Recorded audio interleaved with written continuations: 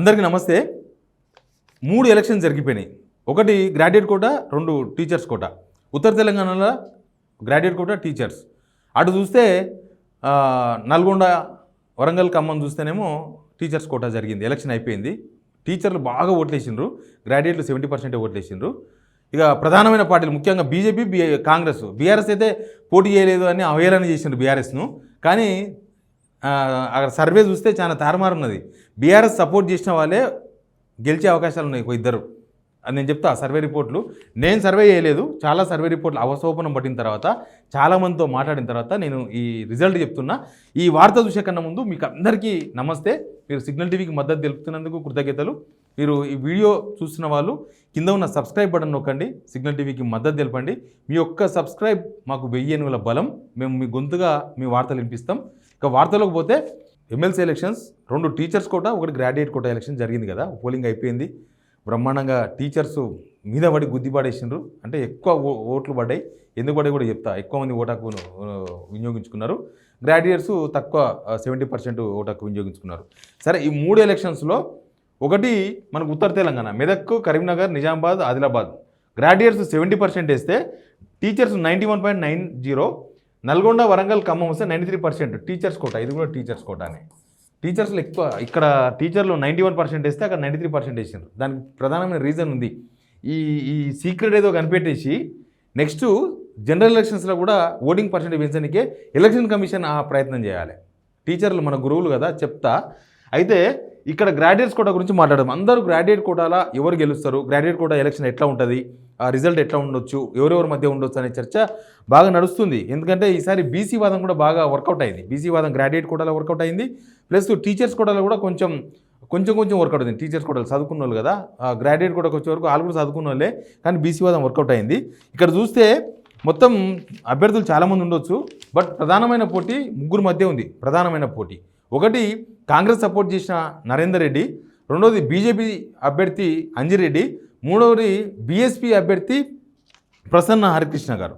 ఈ 3 మధ్య ప్రధానమైన పోటీ ఉంది. అయితే 3లో ఎవరు గెలిచే అవకాశం ఉందంటే చాలా సర్వేలు చాలా రిజల్ట్ చెప్తున్నాయి. బట్ ఇక్కడ 2 ప్రధానమైన పార్టీలు ఉన్నాయి కదా. ఇప్పుడు ప్రసన్న హరికృష్ణ ఇండిపెండెంట్, బీఎస్పీ అంటే పెద్దగా మన దగ్గర బీఎస్పీ క్యాడర్ అంటూ ఏం లేదు. బీఎస్పీకి ఎవరు లీడర్ కూడా, గల్లీ లీడర్ కూడా ఎవరు ఉండరు. కానీ ఇక్కడ చూస్తే బీజేపీ వర్కౌట్ చేసింది. బీజేపీ మొత్తం సెంట్రల్ మినిస్టర్స్ దిగిపోయినారు. సెంట్రల్ మినిస్టర్స్ అటు గ్రాడ్యుయేట్ కోసం ప్రయత్నాలు చేసినారు, టీచర్స్ కోసం ప్రయత్నం చేసినారు. కిషన్ రెడ్డి, బండి సంజయ్ మొత్తం అక్కనే ఉన్నాడు. ఎందుకంటే బండి సంజయ్ వాళ్ళ కరీంనగర్ అక్కనే ఉంటుంది కదా, ఇక ధరంపూర్ అరవింద్ అక్కనే ఉంటాడు. ప్లస్ ఆదిలాబాద్లో వాళ్ళకి ఎమ్మెల్యేలు ఉన్నారు, ఎంపీ ఉన్నారు. ఇటు మెదక్ వస్తే మెదక్ ఎంపీ వాళ్ళందరూ కూడా ఇక్కడనే ఉన్నారు. కాబట్టి గ్రాడ్యుయేట్ కోటా, టీచర్స్ కోటా మీద బీజేపీ బాగా కాన్సన్ట్రేషన్ చేసి ఉత్తర తెలంగాణలో దుమ్ము దులిపేసి ప్రచారం చేశారు. తర్వాత కాంగ్రెస్ ఏం తక్కువ కాదు, రేవంత్ రెడ్డి పోయి ప్రచారం చేసిండ్రు. వీళ్ళిద్దరి మధ్య ఇంతగానో తీవ్రంగా ప్రచారం చేస్తే ఫైనల్గా వచ్చిన చాలా సర్వేలు చెప్పినాయి. ప్లస్ మనం కూడా వాళ్ళతో వీళ్ళతో మాట్లాడిన తర్వాత, అందుకే వార్త లేటుగా ఎందుకు వేస్తుందంటే అందరితో మాట్లాడి కంక్లూజన్ వార్త వేద్దామని ఆయన. తీరా చూస్తే ప్రసన్న హరికృష్ణ గెలిచే అవకాశం ఉందట. ప్రసన్న హరికృష్ణ గెలిచే అవకాశం ఉందని చెప్తున్నారు. ప్రసన్న హరికృష్ణ బలం ఏంటంటే ఆయన ఇండిపెండెంట్, బీఎస్పీ, మన దగ్గర బీఎస్పీ ఉండదు కాబట్టి ఇండిపెండెంట్ అంటున్నాను నేను. కానీ ఆయనకు తెర వెనుక చాలా బలమైన వ్యవహారం నడిచింది. సరే, పైసలు అన్ని పార్టీలు పంచుతారు. ఇప్పుడు కాంగ్రెస్ పార్టీతో లేనివి, నరేంద్ర రెడ్డితో ఉన్నని పైసలు ప్రసన్న హరికృష్ణతో ఉండవు. సేమ్ టైం ఇక్కడ అంజిరెడ్డి చేసిన పనులు కూడా మీకు చెప్తాను నేను. ఏమైందంటే ప్రసన్న హరికృష్ణకు కంప్లీట్గా ఇన్స్టిట్యూట్స్, ఎడ్యుకేషన్ ఇన్స్టిట్యూట్స్ అంతా కూడా ఫండింగ్ చేసినాయి. నారాయణ, చైతన్య లాంటివి, ఇంకా చాలా ఇన్స్టిట్యూట్స్. అవన్నీ కూడా నరేంద్ర రెడ్డి గెలవద్దు అనేది వాళ్ళ ప్రయత్నం. నరేందర్ రెడ్డి 3rd ప్లేస్ పోయే అవకాశాలు కనిపిస్తున్నాయి. ఇన్స్టిట్యూట్స్ మొత్తం కూడా ఫండింగ్ చేసినాయి. ప్లస్ ఈయన వెనుక బీఆర్ఎస్ నిలబడ్డది. బీఆర్ఎస్ బయటికి అభ్యర్థిని ప్రకటించలే. మీరు ఎవరికి ఓటేస్తారు, మీరు అదేంది ఇదేంది అనేది రేవంత్ రెడ్డి సవాల్ విసిరిండు. అసలు బీఆర్ఎస్ ఏడ పోటీ చేసింది అన్నాడు. కానీ అక్కడ బీఎస్పీ అభ్యర్థి ప్రసన్న హరికృష్ణకి బీఆర్ఎస్ ఇంటర్నల్గా వర్క్ చేసింది, ఇంటర్నల్గా సపోర్ట్ చేసింది. వాళ్ళు ఫండింగ్ కూడా చేస్తే చేసి ఉండొచ్చు కూడా బహుశా. కాబట్టి ప్రసన్న హరికృష్ణ బీసీ కూడా వర్కౌట్ అయింది. బీసీ ఐక్యత అనేది కూడా కొంచెం కాదు, చాలా వర్కౌట్ అయింది. ఇద్దరు రెడ్డిలు అయినారు ఇక్కడ, వీళ్ళిద్దరు అంజిరెడ్డి తర్వాత నరేందర్ రెడ్డి. ఆయనకు ప్లస్ అయిపోయింది అది. బీసీలంతా కూడా కొంచెం ఎటు డబ్బులు తీసుకున్నా, ఏమేం చేసినా అటు చేయాలనేది, ఆయనకి ఓటు వేయాలనేది వాళ్ళు డిసైడ్ అయిపోయినారు. వాళ్ళు చాలామంది ఓట్లు వేసినట్టుగా కనిపించింది మనకు. ప్లస్ ఫెయిల్యూర్స్ కూడా ఉన్నాయి. ఎవరు ఫెయిల్యూర్స్ ఉన్నాయంటే బీజేపీ వాళ్ళ ఫెయిల్యూర్స్ ఉన్నాయి. అంజిరెడ్డి ఒక ఫెయిల్యూర్ ఉంది. అంజిరెడ్డికి అంతమంది సెంట్రల్ మినిస్టర్స్ రంగంలో దిగి ప్రచారం చేసినా, అందరూ అన్నీ చేసినా, సెంట్రల్ గవర్నమెంట్ ఉన్నా, ఇక్కడ బీజేపీ ఏదో సత్తా నిరూపించుకుందామని అనుకున్నా కూడా అంజిరెడ్డి సహకరించలేదంట. అంజిరెడ్డి ఎందుకు సహకరించలేదంటే వీళ్ళు పోయిన వాళ్ళ బులావు అంటున్నట్టు పైసలు. అంజిరెడ్డి ఇన్ని పైసలు పెడితే నేను రోడ్డు మీద పడతా, పైసలు అందరికి పైసలు ఇస్తే ఆ పైసలు గ్రౌండ్కి చేరుతావో చెరవు కూడా తెలియదు. ఇట్లాంటి సందర్భంలో మనం అందరికీ అసలు బండి సంజయ్కే కలవలేదంట. మరి బీజేపీలో ఎవరు అడిగినారో డబ్బులు తెలియదు. కానీ అంజిరెడ్డి డబ్బులకు భయపడి వీళ్ళ లీడర్లు అందరినీ ఎవరిని కలవకుండా దూరంగా ఉన్నాడంట. అందుకని చెప్పి ఆయన అంజిరెడ్డి కనీసం సెకండ్ ప్లేస్ వస్తున్నాడు. ఎందుకంటే బీజేపీ ఎమ్మెల్యేలు ఎంపీలు ఉన్నారు కాబట్టి సెకండ్ ప్లేస్లో ఉండే అవకాశం కనిపిస్తుంది. మెయిన్గా నరేందర్ రెడ్డి గురించి మాట్లాడాలి. నరేందర్ రెడ్డి ఆల్ ఫోర్స్ నరేందర్ రెడ్డి అసలు ఫస్ట్ ఆయన అభ్యర్థి ప్రకటించినప్పుడు ఇంకా ఆయననే గెలుస్తాడు అనిపించింది. మొత్తం అయిపోయింది. ఎందుకంటే మనం డబ్బులు ఫుల్గా ఉన్నాయి, ప్లస్ కాంగ్రెస్ అధికార పార్టీ ఇదంతా ఉంది కదా, ఆయనే గెలిచిపోతాడు, ఇంకా అయిపోయింది వన్ సైడ్ ఎలక్షన్ అనుకున్నాం. తీరా చూస్తే చాలా తేడా వచ్చేసింది. ఆయన థర్డ్ ప్లేస్ పోయే అవకాశం కనిపిస్తుంది. ఆయనకు మెయిన్గా పొన్నం ప్రభాకర్ సహకరించలేదు, శ్రీధర్ బాబు మనస్ఫూర్తిగా పనిచేసిండ్రు. ఆ జిల్లాలో ఉన్న ఇద్దరు మంత్రులు కలిసి కూర్చొని కనీసం ఒక వ్యూహం కూడా పనలేకపోయినారు. Full minus. అందుకే కాంగ్రెస్ శ్రేణులు కూడా డబ్బుల కోసమే పనిచేసినాయి. నరేంద్ర దగ్గర ఎంత వీలైతే అంత నొక్కేద్దాం, ఎందుకంటే మళ్ళీ దొరకడు. ఎందుకంటే మీకు తెలుసు కదా వ్యవహారం ఎట్లుంటుందో. పైన స్థాయి లీడర్ నుంచి కింది స్థాయి లీడర్ వరకు ఆల్ఫోర్స్ నరేంద్ర దగ్గర ఎంత పిసుకుతే అంత మంచిది. డబ్బుల కోసం పనిచేసినట్టుగా నటించారు, పనిచేయలేదు. Plus Revanth Reddy speech minus అయింది. రేవంత్ రెడ్డి పోయి అడవి కేటీఆర్ను వాళ్ళ మీద తిట్టిండు కదా ప్రచారంలో. రేవంత్ రెడ్డి ఓవడం ప్లస్ అయింది, రేవంత్ రెడ్డి మాట్లాడడం మైనస్ అయింది అక్కడ. ఎందుకంటే వీళ్ళు ఎవరు పట్టించుకుంటలేరని నరేంద్ర రెడ్డి కంప్లైంట్ చేస్తేనే రేవంత్ రెడ్డి పోయినాడికి. తీరా ఆయన స్పీచ్ 2 రకాల స్పీచ్లు ఉన్నాయి. ఒకటి కేసీఆర్ హరీష్ రావు వాళ్ళందరినీ తిట్టేసిండు. తిట్టిన తర్వాత న్యూట్రల్ ఓటర్స్ ఉంటారు కదా, కొంత బీఆర్ఎస్ సపోర్టర్స్ ఉన్నా కూడా బీఆర్ఎస్ ఓపెన్గా హరికృష్ణకు సపోర్ట్ చేయలే కాబట్టి బహుశా వాళ్ళు నరేందర్ రెడ్డి యాంగిల్లో నరేందర్ రెడ్డికి ఓటు వేసేవాళ్ళేమో న్యూట్రల్స్ అంతా. కేసీఆర్ వాళ్ళని తిట్టిన తర్వాత న్యూట్రల్స్ మొత్తం కూడా షిఫ్ట్ అయిపోయారు. మొత్తం వాళ్ళంతా హరికృష్ణకు షిఫ్ట్ అయిపోయారు. బీజేపీ కూడా ఓటు వేయలేదు, సెకండ్ ప్రియారిటీ ఓటు కూడా వేయలేదంట వాళ్ళు. సెకండ్ ప్రియారిటీ బీఆర్ఎస్ వాళ్ళు సెకండ్ ప్రియారిటీ ఓటు కూడా బీజేపీ అభ్యర్థికి వేయలేదు, కాంగ్రెస్కి ఎట్లా అయ్యారు. ప్లస్ దీనిలో ఇంకొకటి ఉంది, నరేందర్ రెడ్డి డబ్బులు గ్రౌండ్కి చేరలేదు. డబ్బులు వంచినట బాగానే, దాదాపు 13 నుంచి 15 కోట్లు ఖర్చు పెట్టారని ఒక వినికిడి.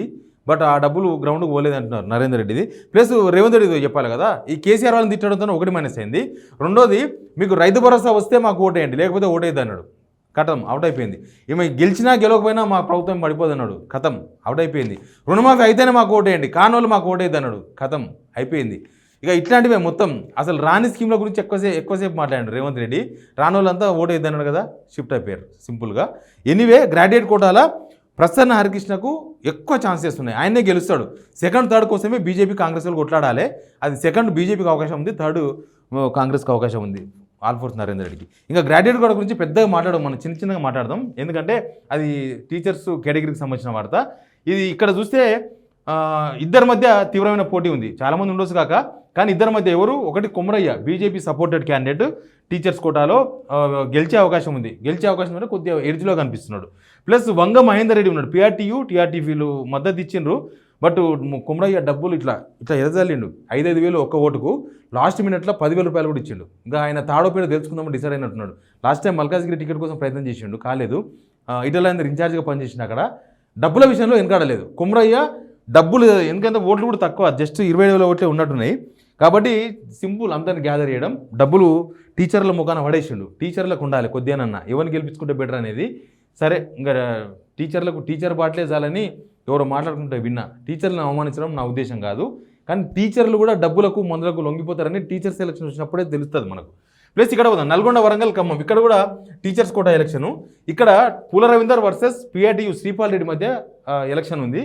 ఎందుకంటే పూల రవీందర్ బీసీ, ఇక్కడ కూడా బీసీ అనేది ఒకటి వర్కౌట్ అయింది. సేమ్ టైం బీఆర్ఎస్ మొత్తం పూల రవీందర్కి సపోర్ట్ చేసింది. పూల రవీందర్ గతంలో బీఆర్ఎస్ ఎమ్మెల్సీగా కూడా పనిచేసిండు. శ్రీపాల్ రెడ్డి కూడా యాక్చువల్గా బీఆర్ఎస్కి చాలా దగ్గర, కానీ ఇక్కడ కూడా రేవంత్ రెడ్డి చెడగొట్టిండు. రేవంత్ రెడ్డి శ్రీపాల్ రెడ్డి పిలుచుకొని మాట్లాడిండు, మేము మన వాళ్ళంతా సపోర్ట్ చేస్తారు, పని చేసుకో అన్నారు. శ్రీపాల్ రెడ్డి కాంగ్రెస్ సీఎం రేవంత్ రెడ్డి పిలిచి అనగానే ప్రభుత్వ వ్యతిరేక ఓటు, యాంటీ ఓటు అంతా కూడా పూల రవీందర్ దగ్గరికి వెళ్ళిపోయింది. యాక్చువల్గా అక్కడ ఇంకొక బీసీ కూడా ఉన్నారు, కానీ పెద్ద బీసీగా ఈయననే కనిపించిండు. ఆయన పేరు వచ్చి సుందర్రాజు యాదవ్ గారు కూడా బీసీయే, కానీ ఆ బీసీలలో ఈయన బెటర్ అనుకున్నారు. పూల రవీందర్ కొద్దిగా పెద్ద బీసీ, ఎక్స్పీరియన్స్ బీసీ అనుకున్నారు. బీజేపీ సర్వోత్తం రెడ్డి ఉన్నాడు, సర్వోత్తం రెడ్డి 3rd ప్లేస్ పోతాడో 4th ప్లేస్ పోతాడో రేపు వచ్చినాక మనకు కనిపిస్తుంది. ఇక్కడ డబ్బులు పూల రవీందర్ బాగానే గుమ్మిండు. తర్వాత శ్రీపాల్ రెడ్డి మొదలే కాంగ్రెస్ సపోర్టెడ్, డబ్బులు ఆయన కూడా ఇద్దరు బాగానే గుమ్మినరు. ఇంకొక అతను ఉన్నాడు హర్షవర్ధన్ రెడ్డి. హర్షవర్ధన్ రెడ్డి అని కాంగ్రెస్ స్పోక్స్ పర్సన్, ఈయన కూడా పోటీ చేసిండు. ఈయనకు హర్షవర్ధన్ రెడ్డికి బుద్ధి, సిగ్గు, లజ్జ అన్నీ రావాలి. ఆయన పొద్దుగాలు లేస్తే కాంగ్రెస్ జెండాలు మోస్తాడు, పొద్దుగాలు లేస్తే కాంగ్రెస్ రేవంత్ రెడ్డి కాడ చెంచగిరి చేస్తుంటాడు. తీరా చూస్తే కాంగ్రెస్ వాళ్ళు శ్రీపాల్ రెడ్డికి సపోర్ట్ చేసిండ్రు. ఈ హర్షవర్ధన్ రెడ్డికి అదే పెట్టిండ్రు, అంతే అయిపోయింది. హర్షవర్ధన్ రెడ్డి ఎందుకు కాంగ్రెస్లో ఉన్నాడో, ఆయన ఎందుకు ఏం చేస్తాడో ఎవరికి అర్థం కాదు. ఆయనకి ఏమైనా ఉంటే అది ఆలోచించుకోవాలి ఆయన. ఎందుకంటే కరెక్ట్ టైంలో హ్యాండ్ ఇస్తే కానీ మా పార్టీలో ఉండడం ఎందుకు, ఇండిపెండెంట్గా పోటీ చేసిండు. కనీసం కాంగ్రెస్ బీఫామ్ కూడా ఇవ్వాలి హర్షవర్ధన్ రెడ్డికి. ఎనీవే మొత్తంగా చూస్తే ఇక్కడ పూల రవీందర్కు ఛాన్స్ కనిపిస్తుంది, ఇక్కడ ప్రసన్న హరికృష్ణకు ఛాన్స్ ఉంది, ఇక్కడ కొమరయ్యకు ఛాన్స్ కనిపిస్తుంది. మనం చూద్దాం, ఎందుకంటే ఇలా సెకండ్ ప్రియారిటీ, థర్డ్ ప్రియారిటీ అట్లాంటి ఓట్లు కూడా చాలా ఉంటాయి. ఫస్ట్ ప్రియారిటీ, సెకండ్ ప్రియారిటీ ఇవన్నీ ఉంటాయి. కాబట్టి అప్పుడప్పుడు తారుమారు అవుతుంది, చిన్న ఎండ్రుగా వాసిలో తప్పిపోతుంటుంది. మనం కూడా చూద్దాం ఏం జరుగుతుందో. Please subscribe signal TV.